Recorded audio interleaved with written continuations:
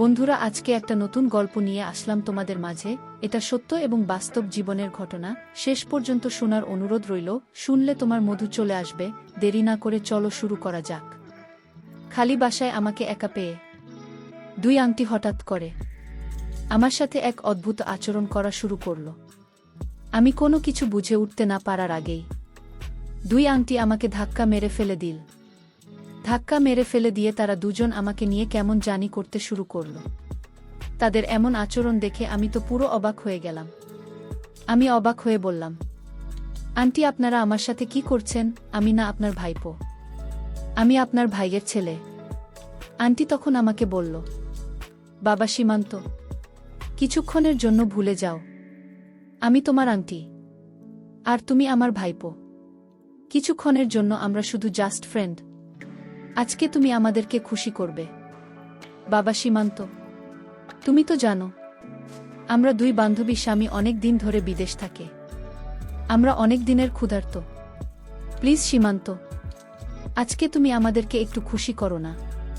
আমি বললাম, আন্টি আপনি কি বলছেন এসব? তারপর আন্টি আমাকে বলল, চুপ থাকবে এটা এখন, আমি তোকে যা বলছি তাই কর। আজকে তোকে এখানে নিয়ে এসেছি আমাদেরকে তুই শান্ত করার জন্য। আজকে তুই আমাদেরকে খুব ভালো করে শান্ত করবে, আর তা না হলে তোর অবস্থা খুব খারাপ করে ফেলব। আমি আন্টির কথা শুনে খুব ভয় পেয়ে গেলাম। তারপর বাধ্য ছেলের মতো দুই আংটির কথা শুনতে লাগলাম। তারপর দুই আংটি এবং আংটির বান্ধবী মিলে তাদের ইচ্ছা পূরণের জন্য আমার সাথে যা করল তা শুনলে বন্ধুরা তোমাদের মাথা গরম হয়ে যাবে। বন্ধুরা, গল্পটি অনেক অনেক ইন্টারেস্টিং। গল্পটি শোনার জন্য তোমাদের সকলের প্রতি আমার বিশেষ অনুরোধ রইল। বন্ধুরা, তোমাদের নিকট আমার ছোট্ট একটি অনুরোধ, তোমরা দয়া করে আমার চ্যানেলটি সাবস্ক্রাইব করে আমাকে সাপোর্ট করবে। হ্যালো বন্ধুরা, আমি সীমান্ত। আমি 10ম শ্রেণীর একজন ছাত্র। আমি আমার শহরের নামকরা একটি প্রতিষ্ঠানে লেখাপড়া করেছি। আমি দেখতে খুব একটা খারাপ না। আমার চেহারা দেখতে নায়কের মতন। ছেলেবেলা থেকেই আমি অনেক মেয়েদের কাছ থেকে প্রেমের অফার পেয়েছি, কিন্তু আমি এসবে খুব একটা পাত্তা দিতাম না। আমার বাবা একজন প্রাইমারি স্কুলের শিক্ষক ছিলেন। যে টাকা বেতন পেত তা দিয়ে আমার 4 ভাই বোনের পড়ালেখার খরচ চালাতে অনেকটা হিমশিম খেত। আমার বাবার স্বপ্ন আমি পড়ালেখা করে অনেক বড় পদে চাকরি করব। আমি বাবার স্বপ্ন পূরণ করার জন্য খুব মনোযোগ দিয়ে পড়ালেখা করছিলাম, কিন্তু একটি মাত্র ঘটনা যে আমার জীবনটা পুরো ছাই করে দেবে তা কখনো কল্পনাও করতে পারি নাই। আমার বাবার বোন ছিল মোট 3 জন। তারা সবাই আমাকে মোটামুটি অনেক ভালোবাসত। তার মধ্যে আমাকে সবচাইতে বেশি ভালোবাসত আমার বাবার ছোট বোন, মানে আমার ছোট আন্টি। ছোটবেলা থেকেই ছোট আন্টি আমাকে অনেক বেশি ভালোবাসত, একেবারে নিজের ছেলের মতো। আমাকে সব সময় চোখে চোখে রাখতে, মানে আমার কাছে মনে হতো আমার আন্টি বাবা মার চাইতেও বেশি ভালোবাসতেন আমাকে। আমার আন্টির বিয়ে হয়েছে আমাদের বাড়ির পাশের বাড়ি। আমার আঙ্কল অনেক দিন ধরে বিদেশ থাকে, যে কারণে আমার আন্টি সবসময় মানে বেশিরভাগ সময়ই আমাদের বাড়িতে সময় কাটাত। আমার আন্টির অন্য কোনো কাজ নেই, ছেলে মেয়েদের দেখাশোনা করা আর ঘোরাঘুরি করা। আমার ছোট আন্টি প্রয়োজনে অপ্রয়োজনে আমাকে বেশি কাছে ডাকত। কোনো কিছু দরকার পড়লে আমাকে দিয়ে করাত। আমার ছোট আন্টি আমাকে কেন যে এতটা ভালোবাসত আমি তো জানি না, কিন্তু তার এই ভালোবাসার ভিতরে যে একটা শয়তানের রূপ ছিল তা আমি কখনো কল্পনা করতে পারি নাই। আমি যখন খুব ছোট ছিলাম তখন থেকেই আন্টি আমাকে নিয়ে মাঝে মাঝে কি একরকম অদ্ভুত কাজ করতেন, এতে তিনি অনেক খুশি হতো, অনেক আনন্দ পেতেন। আমি তখন কিছু বুঝতাম না। মাঝে মাঝে রাত্রে আন্টি আমাকে তাদের এখানে থাকতে বলতেন। আমি তাদের এখানে থাকলে রাতে আন্টি কেমন যেন আমার সাথে আচরণ করতেন। ওই আচরণগুলো আমার কাছে মনে হতো খুব বাজে, তাই আন্টিকে কিছু বলতাম না। তখন তো আমার কিছু হয়নি, যে কারণে আন্টির এরকম অদ্ভুত কাজের রহস্য বুঝতাম না। যখন আমার একটু বয়স হলো, মানে যখন আমি একটু বড় হয়ে গেলাম, তখন থেকেই আমি আন্টির কাছে আর খুব একটা বেশি যেতাম না, কারণ আন্টির কাছে গেলেই আন্টি আমার সাথে উল্টাপাল্টা কাজ করত, যে কারণে আমি আন্টির কাছ থেকে সব সময় দূরে থাকার চেষ্টা করতাম। এভাবে কিছুদিন যাবার পর আন্টিও আর আমার কাছে আসে না। আমার মনে হলো আন্টি বিষয়টা বুঝতে পেরেছে যে আন্টির ওই সমস্ত কাজে আমি সন্তুষ্ট না। তারপর থেকে আন্টি ও আর আমার সাথে ওই রকম আচরণ করত না। আমি মনে মনে ভাবলাম আন্টি হয়তো ভালো হয়ে গেছে, তারপরেও আমি আন্টির কাছ থেকে দূরে থাকার চেষ্টা করতাম। একদিন আমি স্কুল থেকে বেরিয়ে বাসস্ট্যান্ডে দাঁড়িয়ে রইলাম বাড়িতে আসার জন্য। একটু পরেই একটা ট্যাক্সি এসে আমার পাশে দাঁড়ালো।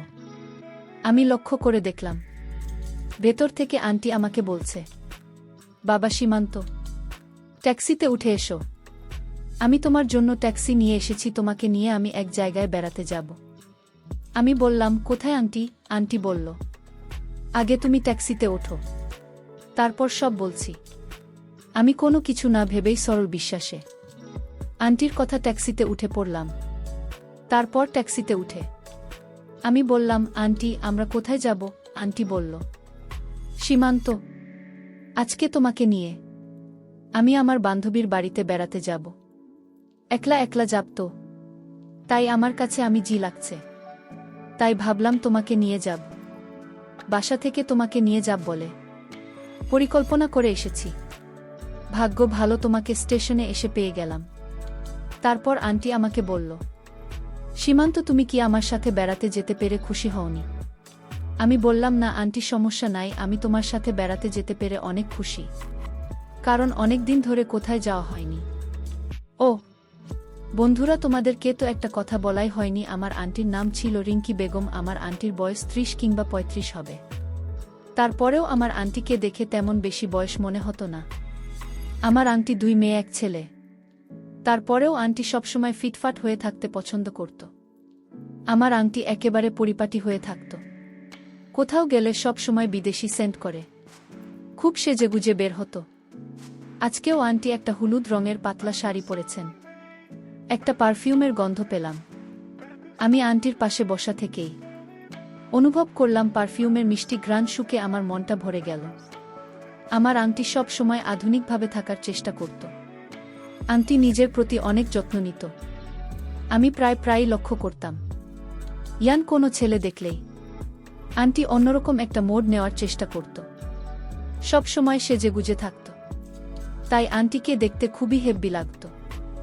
আমার আন্টি অনেকটা রোম্যান্টিক এবং চঞ্চলও বটে। আন্টি নিজের প্রতি অত্যন্ত বেশি যত্ন নিত, যার কারণে উনার বয়স 30-35 হলেও বয়স তেমন একটা মনে হতো না। মনে হতো যেন কোনো একটা রূপসী নায়িকা। অনেকে মুখে শুনেছি আমার আন্টি মাঝে মাঝে নাইট ক্লাবও যেত। আমার আঙ্কল বহুদিন ধরে বিদেশে থাকে, মাঝে মাঝে আসত আর কয়দিন থেকেই চলে যেত। আসলে আঙ্কেল যে কি, আমার মাথা ধরে না। এত সুন্দরী, এত হ্যান্ডসাম একটা বউ রেখে কেউ কি এভাবে বিদেশ পড়ে থাকে? আঙ্কেলের শুধু টাকার নেশা। এদিকে বউ ছেলে মেয়েদের প্রতি তার কোনো খেয়ালই নেই। আর এদিকে আমার আন্টিও প্রতিদিনই ওত পেতে বসে থাকত। আমার মতো নব্য নৌজওয়ান ছেলেদেরকে শিকার করার জন্য সেদিন আমার কপালটা খুব খারাপ ছিল, যে কারণে আন্টির শিকারে পড়ে গেলাম। যাই হোক বন্ধুরা, কথা বলতে বলতে একটু পরে একটা বহুতল বিল্ডিং এর সামনে ট্যাক্সি থামল। তারপর আন্টি আমাকে ওই বিল্ডিং এর 6 তলায় একটি বিলাসবহুল ফ্ল্যাট বাসায় নিয়ে গেল। বাসার সামনে গিয়ে আন্টি কলিং বেল চাপতে আন্টির মতো একজন মহিলা বের হয়ে আসলো। ওই মহিলাটিও দেখতে অনেক সুন্দরী সর্ষি ছিল। ওই মহিলার স্বামী বিদেশ থাকে, আর ওই বাসায় ওই মহিলা একা থাকে। মহিলার ভাষাটা একেবারে পরিষ্কার পরিচ্ছন্ন। তারপর ওই আন্টি আমাকে দেখে বলল, কি রে রিঙ্কি, ওটা কি তোর ভাইপো? আমার আন্টি বলল, হরে জুমেলা। তারপর আন্টির বান্ধবী অর্থাৎ জুমেলা আন্টি বলল, কি রে রিঙ্কি, তোর এই রকম একটা তরতাজা ভাইপো আছে, তাহলে আমাকে তুই আগে বলিসনি কেন? তারপর আন্টি বলল, আরে জুমেলা আর বলিস না, আমার এই ভাইফোঁটা না অনেক লাজুক।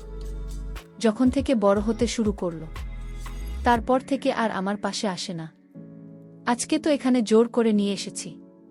তারপর জুমেলা আন্টি বলল, ঠিক আছে, ভালোই করেছিস, তোর ভাইপোর জন্য আজকে কি রান্না করবা জিজ্ঞেস করলেন আমার আন্টিকে জুমেলা আন্টি। আমার আন্টি রিঙ্কি বেগম বললেন, তোর যা মন চায় তা রান্না কর। জুমেলা আন্টি বললেন, আচ্ছা ঠিক আছে, তোরা এই ড্রয়িং রুমে বসে টিভি দেখছি আর গল্প কর, আমি রান্না বান্না করে ফ্রেশ হয়ে আসছি।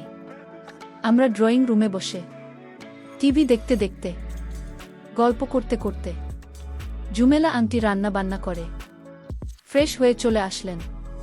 তারপর দুই আন্টি মিলে আমাকে নিয়ে গল্প করতে শুরু করলেন।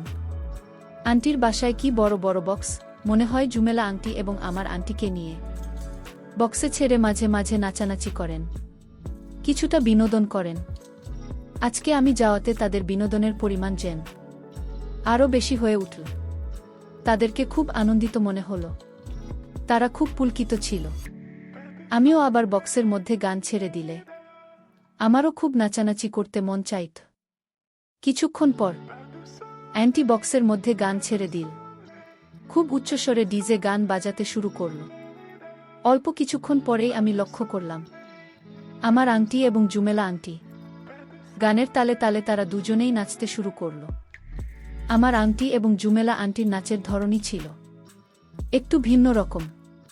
তারা একেবারেই খুব বাজেভাবে নাচানাচি করছিল। তাদের এরকম অদ্ভুত নাচানাচি দেখে আমার মনের মধ্যেও উতাল পাতাল ঢেউ উঠতে শুরু করল। আর এদিকে জোরে জোরে বক্স বাজছে, বাহির থেকে কেউ বুঝতেই পারবে না যে ভিতরে কি হচ্ছে। কিছুক্ষণ পর আমি জুমেলা আন্টিকে লক্ষ্য করে দেখলাম তিনি টিভির মধ্যে একটা মেমরি কার্ড ধরলেন এবং মেমরি কার্ড বলে কী রকম এক অদ্ভুত ভিডিও ছেড়ে আমার সাথে নাচানাচি করতে শুরু করলেন। এরকম ধরনের অদ্ভুত ভিডিও দেখে আমার মনের অবস্থা একেবারে খারাপ হয়ে গেল। আর এদিকে আমার সাথে দুইটা রমণী এত চমৎকারভাবে নাচানাচি করছে, মনটাকে কোনোভাবে ধরে রাখতে পারছি না। তখন আমার কাছে মনে হয়েছিল আমি রাজা আর আমার পাশে দুইটা রানী নৃত্য করছে, মনটাকে কোনোভাবেই আটকাতে পারছি না। আর এদিকে জুমেলা আন্টি কী রকম এক অদ্ভুত ভিডিও তার টিভিতে ছেড়ে রেখেছে। বন্ধুরা, এরকম একটা মুহূর্তে একটা নিস্তেজ মানুষও তার মধ্যে তেজে সৃষ্টি হয়ে যাবে। আর তাছাড়াও আমি তো 15-16 বছরের একটা তাগড়া যুবক। বুঝতেই পারছেন বন্ধুরা আমার অবস্থা তখন কি হয়েছিল। বন্ধুরা, আমার অবস্থা তখন এরকমই হয়েছিল। কিছুক্ষণের জন্য আমি ভুলে গিয়েছিলাম কে আন্টি আর কে ভাতিজা। শুধু একটাই অনুভূতি আমার মাথায় ঘুরপাক খাচ্ছিল, এই মুহূর্তে আমি একজন রাজা আর আমার পাশে দুইটি রানী রঙ্গিলা করার জন্য অপেক্ষায় বসে আছে। বন্ধুরা, পরিস্থিতিটা এমনই হয়েছিল। তখন আমি কি করব ঠিক বুঝে উঠতে পারছিলাম না। এমন সময় হঠাৎ আমি অনুভব করলাম কেউ আমাকে শরবত পান করানোর জন্য এগিয়ে আসছে। আমি একটু ভালো করে চেয়ে দেখলাম আমার আন্টি আমাকে শরবত পান করানোর জন্য হাতে গ্লাস নিয়ে এগিয়ে আসছে। আমি বললাম, আন্টি, আমি তো শরবত পান করি না। আন্টি বলল, আরে বাবা, একদিন করলে অসুবিধা হবে না, আজকে তুমি আমাদের সাথে একটু শরবত পান করো না, দেখবে অনেক ভালো লাগবে, সময়টা খুব ভালোভাবে কাটবে। তারপর দুই আন্টি মিলে আমাকে খুব বেশি পরিমাণ শরবত পান করাল, যাতে আমি প্রচুর পরিমাণে এনার্জি পাই, কারণ দুইজনকে তো আমাকে সন্তুষ্ট করতে হবে। তারপর শরবত পান করার পর এমনকি এক শরবত পান করাল, যার কারণে আমার কাছে মনে হলো আমি কিরকম জ্ঞান হয়ে গেছি। হঠাৎ আমি অনুভব করলাম পিছন দিক থেকে হয়তো আমাকে সাথে কেউ খুব বাজেভাবে আচরণ করার চেষ্টা করছে। আমি নজর করে দেখলাম দুই আন্টি আমার সাথে বিভিন্ন রকম আচরণ করার চেষ্টা করছে। নির্জন বাসায় আমাকে একা পেয়ে দুই আন্টি হঠাৎ করে আমার সাথে এক অদ্ভুত আচরণ করা শুরু করল। আমি কোনো কিছু বুঝে উঠতে না পারার আগেই দুই আন্টি আমাকে ধাক্কা মেরে ফেলে দিল। ধাক্কা মেরে ফেলে দিয়ে তারা দুজন আমাকে নিয়ে কেমন জানি করতে শুরু করল। তাদের এমন আচরণ দেখে আমি তো পুরো অবাক হয়ে গেলাম। আমি অবাক হয়ে বললাম, আন্টি, আপনারা আমার সাথে কি করছেন? আমি না আপনার ভাইপো, আমি আপনার ভাইয়ের ছেলে। আন্টি তখন আমাকে বলল, বাবা সীমান্ত, কিছুক্ষণের জন্য ভুলে যাও। আমি তোমার আন্টি আর তুমি আমার ভাইপো। কিছুক্ষণের জন্য আমরা শুধু জাস্ট ফ্রেন্ড। আজকে তুমি আমাদেরকে খুশি করবে। বাবা সীমান্ত, তুমি তো জানো আমরা দুই বান্ধবী স্বামী। অনেক দিন ধরে বিদেশে থাকে। আমরা অনেক দিনের ক্ষুধার্ত।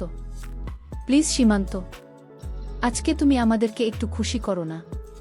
আমি বললাম, আন্টি আপনি কি বলছেন এসব? তারপর আন্টি আমাকে বলল, চুপ থাকবে এটা। এখন আমি তোকে যা বলছি তুই তাই করবি। আজকে তোকে এখানে নিয়ে এসেছি আমাদেরকে তো একটু শান্ত করার জন্য।